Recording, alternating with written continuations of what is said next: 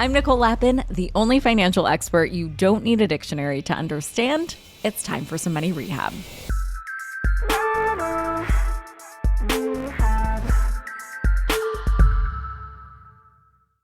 Happy Wednesday, Money Rehabbers, and a happy weekly Roundup day to all of those of you who celebrate. This is a weekly collection of the biggest headlines on Wall Street and how they affect you and your wallet. Today, we're talking business news from Claire's to Dr. Pepper and Cracker Barrel. And also, of course, we have to talk about our English teacher and our gym teacher who are getting married. But first, some timely Wall Street lore that will impress all of your investing-obsessed friends. So dating back to the 1950s, there's a little catchphrase, sell in May and go away. The idea was that most of the money was made in winter months, so why bother with summer trading? And you know what? It's true. Studies show that the market tends to rise in the winter and dip in the summer when you look at decades-long trends. People had all kinds of explanations for this. Holiday shopping boosted returns, traders on summer vacation triggered a productivity slump, even seemingly random things like grain prices shifting with the seasons messed up profit margins. Anyway, in the end, it's not just one thing. Also, and this is key, it's not dramatic enough that anyone should actually trade on that strategy. It's just one of those fun stock market trends like the Santa Claus rally, where stock prices tend to rise during the final 5 days of December and the first 2 trading days of January, coining the term Santa Claus rally. It's a fun pattern with a nickname. It's not a financial plan. Here's another trend. September is historically the worst month for the stock market. Not every year, of course, but at least 2 of the last 4 Septembers, I've made a podcast or an Instagram reel reminding you that a little red in September is normal. So consider this your heads up. If things feel a little scary at this point in September, just breathe. We have seen this movie before.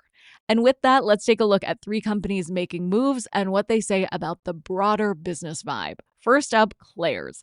This store has a very special place in my heart. It's where I, like any good 90s tween, got my ears pierced. It is so nostalgic, and I think it's one of the only places you can still find a snap bracelet in store. But today, if a tween wants a plastic bracelet, they are probably hitting up Amazon, Temu, or TikTok Shop, not the mall. As a result, Claire's is declaring bankruptcy again. After the pandemic, the company expanded like crazy but couldn't keep store shelves stocked or turn that growth into profit. Now it's stuck with debt, struggling in a retail landscape it hasn't kept up with. Claire's first filed Chapter 11 bankruptcy in 2018, which really isn't that long ago. At the time, the company was drowning in nearly $2 billion of debt, much of it taken on by private equity firm Apollo Global Management. Apollo acquired the company in a leveraged buyout more than a decade earlier.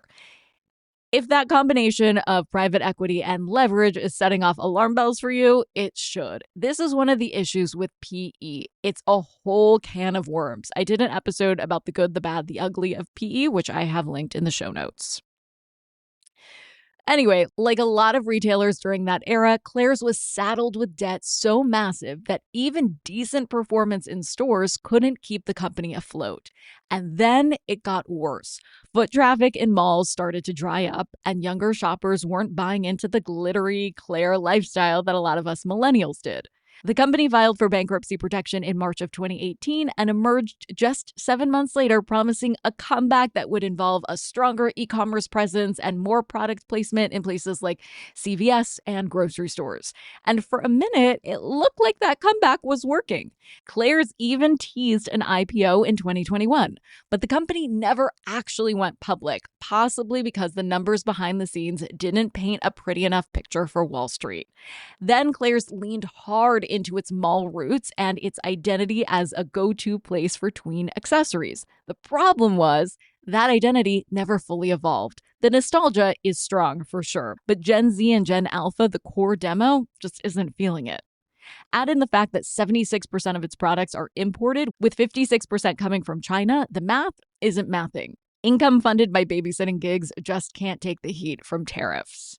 So now Claire's is back in the same spot. Too much debt, too little growth, and a new generation of customers who have moved on.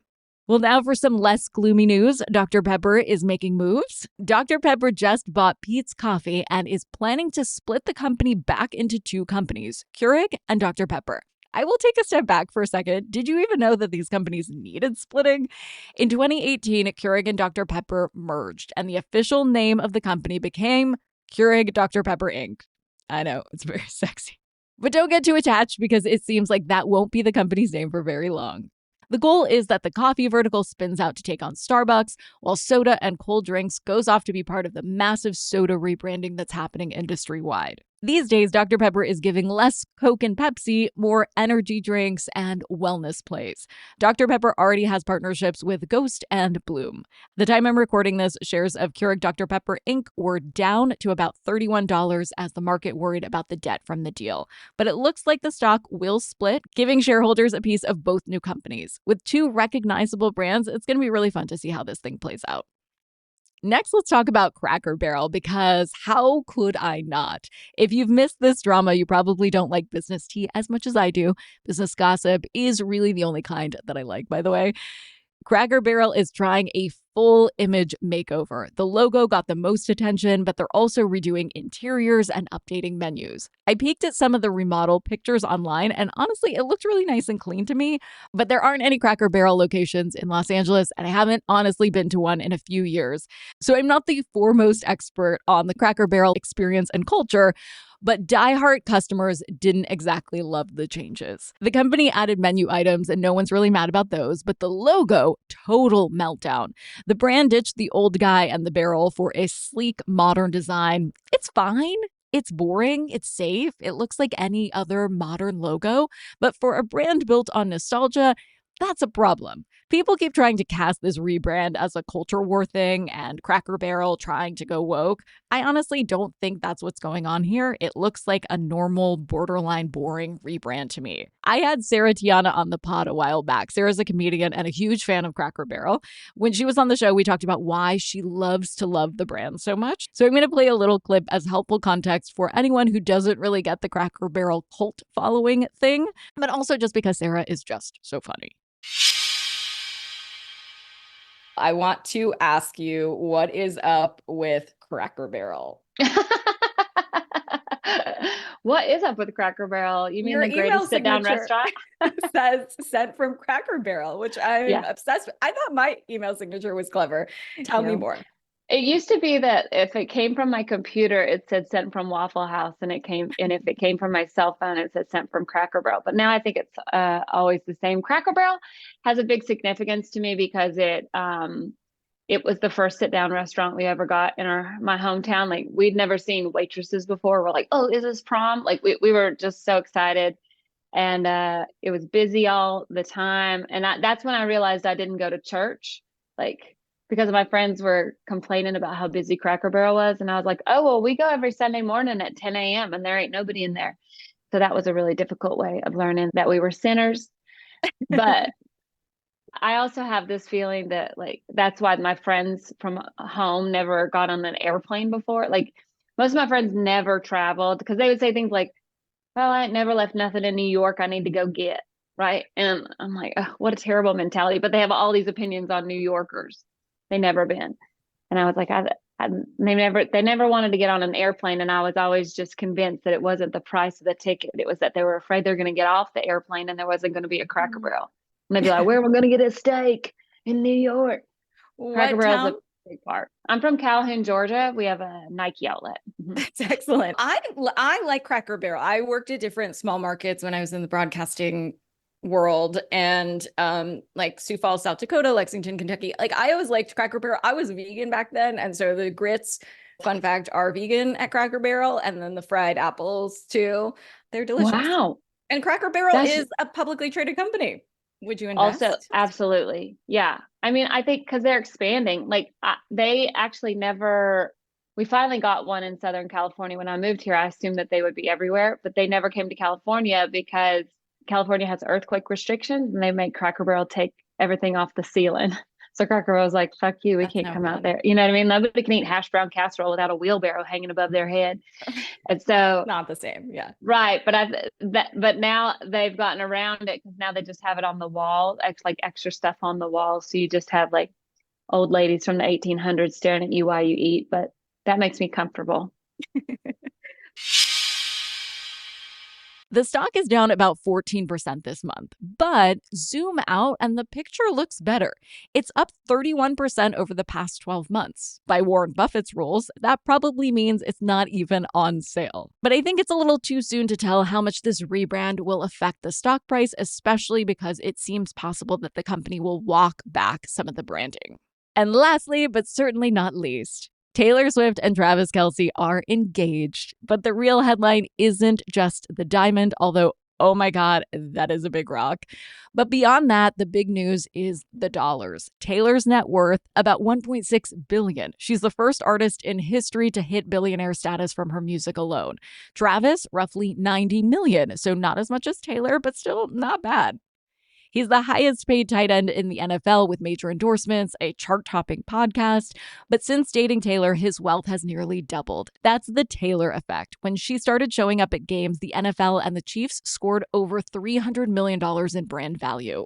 Interestingly, reports confirm that Travis wouldn't even propose without an ironclad prenup in place. Honestly, that is not cold. That is just smart. Because here's the truth. Everybody has a prenup. If you don't write one yourself, the state you get married in writes one for you.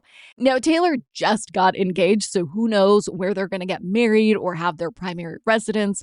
But some of the likely candidates are Missouri, Kansas, Tennessee, all of which are equitable distribution states, which means if there's a divorce, a judge decides what's fair. Not 50-50, fair. And fair can get messy. So when you're worth billions, you don't leave fair up to chance. You spell it out. A prenup means Taylor's empire stays hers, Travis's NFL and media money stays his, and they decide up front what happens with anything they build together. So yes, it is love. But financially, this is also one of the most valuable mergers of the decade. And it came with a love song. For today's tip, you can take straight to the bank. If Keurig Dr. Pepper Inc. splits, don't think you're getting a discount. A stock split doesn't make a company more valuable. It just divides existing shares into smaller pieces to make them more affordable for investors. So instead of jumping in just because the share price is lower, take it as a cue to dig into the company's fundamentals, revenue growth, profitability, and long-term strategy. If the company is solid, a stock split might offer a great entry point for long-term investors. But if the hype is the only thing growing, you're better off keeping your cash on the sidelines. Money Rehab is a production of Money News Network. I'm your host, Nicole Lappin. Money Rehab's executive producer is Morgan Lavoie. Our researcher is Emily Holmes. Do you need some money rehab? And let's be honest, we all do. So email us your money questions, moneyrehab@moneynewsnetwork.com to potentially have your questions answered on the show or even have a one-on-one intervention with me. And follow us on Instagram @moneynews and TikTok @moneynewsnetwork for exclusive video content. And lastly, thank you. No, seriously, thank you. Thank you for listening and for investing in yourself, which is the most important investment you can make.